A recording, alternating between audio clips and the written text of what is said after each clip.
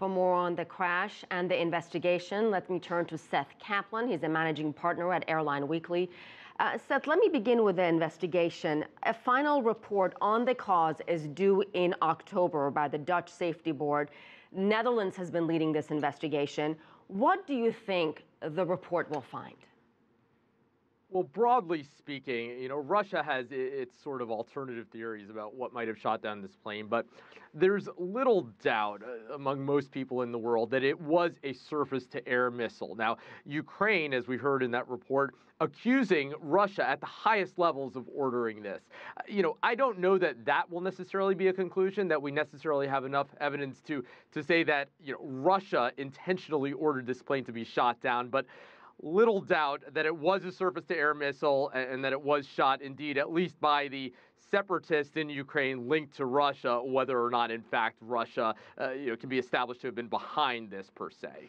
And as our reporter Guy Henderson said in his piece, the Russians have denied this and having any role to do with this crash.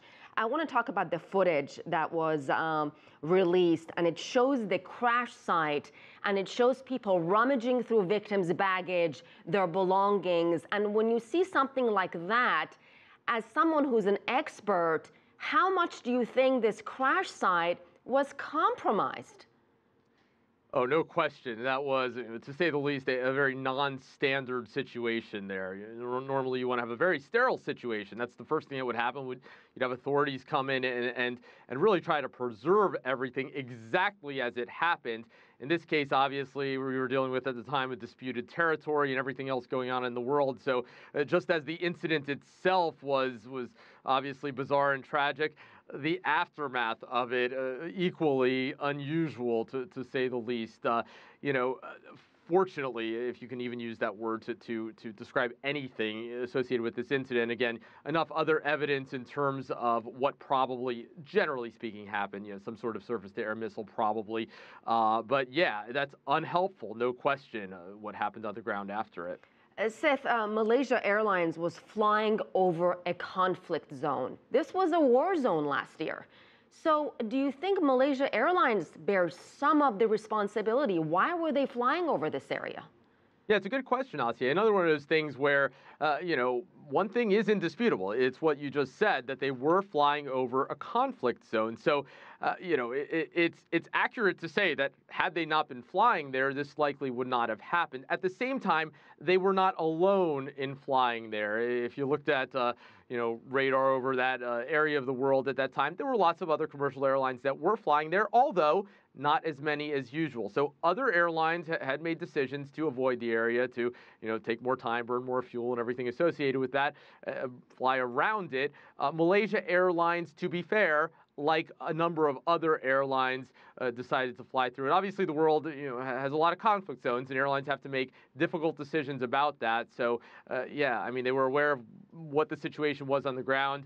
Having said that, lots of other situations like this around the world, and obviously extremely rare that something like this exactly happens. So we'll have to see also what that report concludes about, how much responsibility the airline had for making that decision, which, as I said, other airlines made as well. And what do you make of this UN resolution that Vladimir Putin has already rejected that would establish an international tribunal to prosecute those who are responsible? Should UN get involved in this sort of thing?